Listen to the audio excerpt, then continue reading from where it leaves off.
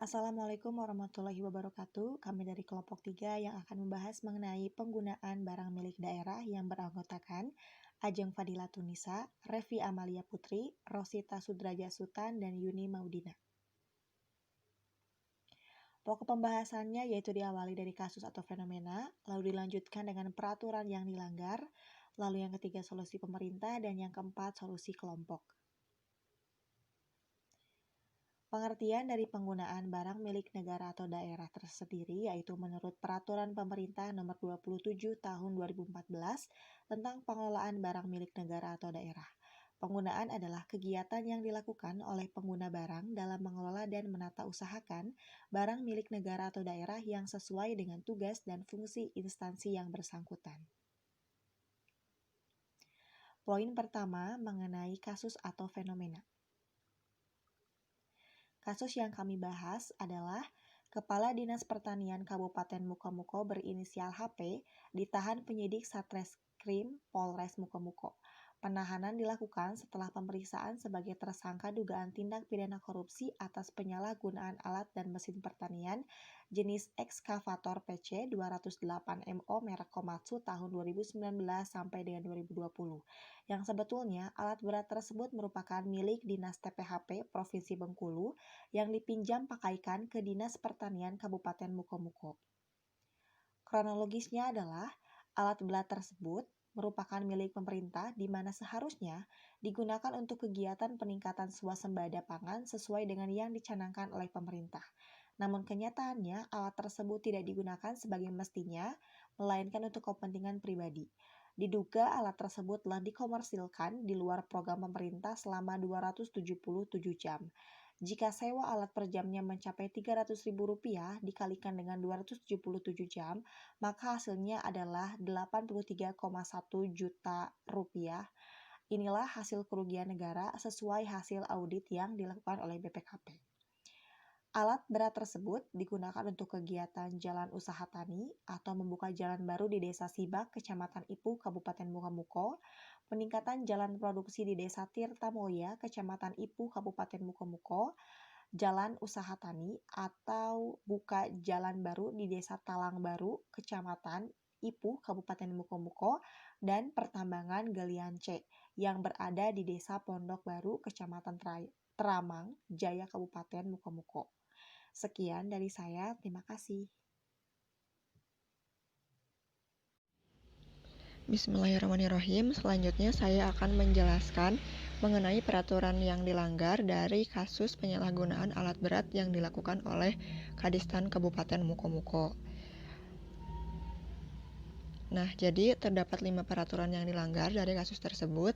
Yang pertama yaitu Peraturan Pemerintah Nomor 27 Tahun 2014 tentang pengelolaan barang milik negara atau daerah, yang mana menyebutkan bahwa penggunaan adalah kegiatan yang dilakukan oleh pengguna barang dalam mengelola dan menata usahakan BMN atau BMD yang sesuai dengan tugas dan fungsi instansi yang bersangkutan. Nah, namun pada kenyataannya, alat berat tersebut yang mana merupakan milik pemerintah Dinas TPHP Provinsi Bengkulu yang dipinjam pakaikan ke Dinas Pertanian Kabupaten Mukomuko seharusnya menjadi tanggung jawab Kadis Pertanian agar digunakan sebagaimana mestinya. Namun, ternyata alat berat tersebut tidak digunakan sebagai mestinya, melainkan untuk kepentingan pribadi Kadistan Mukomuko tersebut.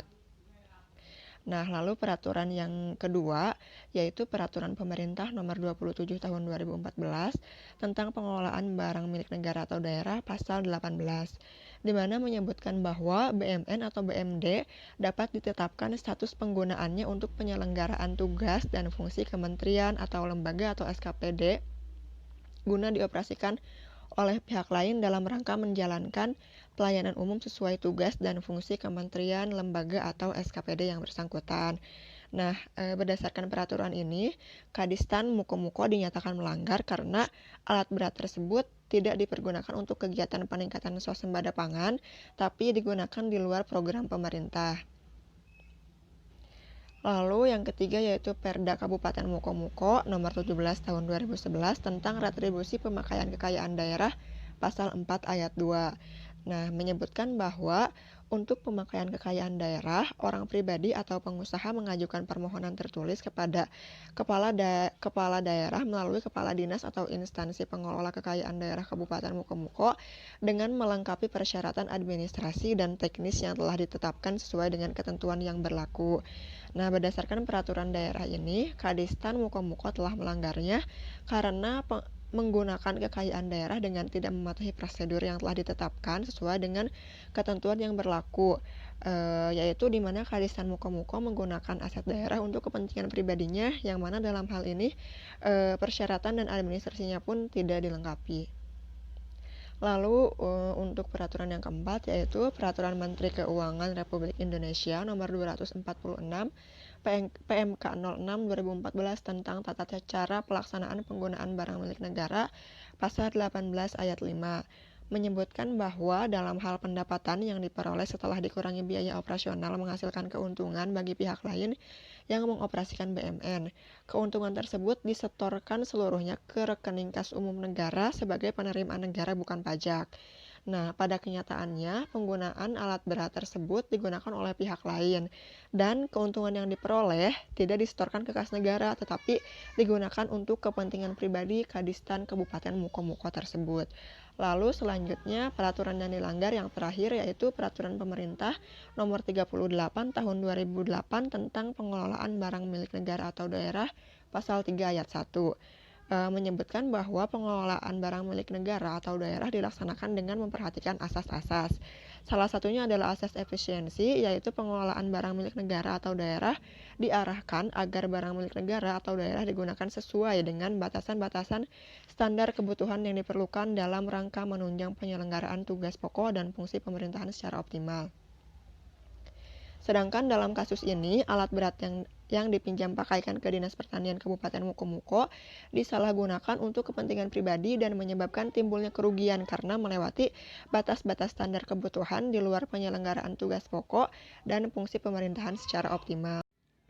Terima kasih, sekian dari saya. Selanjutnya akan dijelaskan oleh teman saya. Baik, terima kasih Ajeng atas penjelasan materinya. Selanjutnya, saya Revi Amalia Putri akan menjelaskan materi mengenai solusi dari pemerintah.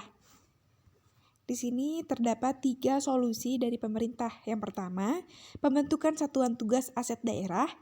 Yang kedua, bantuan penertiban aset negara oleh KPK. Dan yang ketiga, pembentukan tim penertiban barang milik negara. Yang pertama, pembentukan satuan tugas aset daerah bertujuan untuk menyamakan persepsi dan sinkronisasi dalam pelaksanaan pengelolaan barang milik daerah, sosialisasi program kegiatan pengelolaan barang milik daerah, dan pemberdayaan pejabat penatausahaan barang milik daerah dalam proses penatausahaan barang milik daerah di SKPD. Lalu yang kedua, bantuan penertiban aset negara oleh KPK. KPK membantu pemerintah dan BUMN untuk melakukan penertiban aset negara yang berada dalam penguasaannya.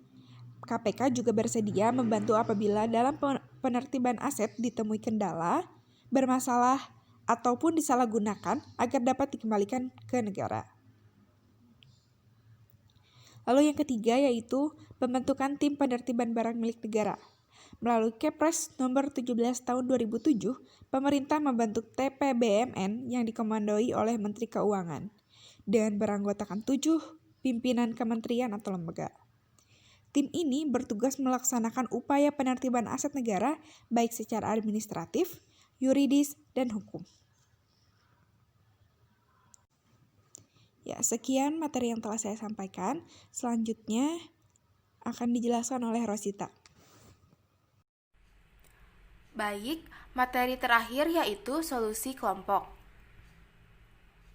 Adapun beberapa solusi dari kami mengenai penyalahgunaan barang milik daerah, di antaranya yang pertama yaitu menertibkan aturan-aturan intern kementerian atau lembaga.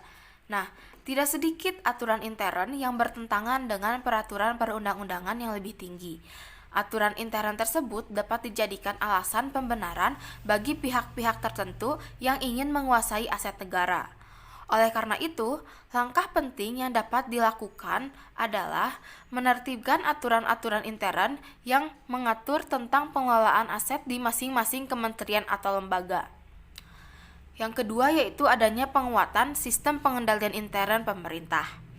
Dengan adanya penerapan sistem pengendalian intern pemerintah yang memadai di setiap organisasi pemerintah daerah dalam penggunaan barang milik daerah, maka diharapkan dapat mencegah terjadinya penyelewengan atau tindak kecurangan dalam pengelolaan BMD, khususnya penggunaan barang milik daerah. Unsur-unsur sistem pengendalian intern harus diterapkan dan dijalankan sebagaimana mestinya. Dengan adanya peningkatan pemantauan terhadap penggunaan barang milik daerah secara berkala, maka diharapkan dapat terhindar dari kehilangan dan berbagai penyalahgunaan barang milik daerah. Yang ketiga yaitu memaksimalkan peran pengawasan terhadap tindakan pemerintah atas pengguna barang milik daerah oleh sekretaris daerah. Pengawasan oleh sekretaris daerah yang berwenang dan bertanggung jawab atas pengelolaan barang milik daerah dimaksudkan agar pemerintah dalam menjalankan aktivitasnya sesuai dengan norma-norma hukum sebagai suatu upaya preventif, dan juga dimaksudkan untuk mengembalikan pada situasi sebelum terjadinya pelanggaran norma-norma hukum sebagai suatu upaya represif. Dan yang terakhir yaitu adanya peraturan yang tegas dan spesifik tentang perlindungan aset negara. Saat ini, perlindungan aset negara masih merujuk pada Undang-Undang Tindak Pidana Korupsi. Belum ada undang-undang yang mengenai aset negara secara khusus. Kami mengharapkan ke depan ada undang-undang perlindungan terhadap aset negara.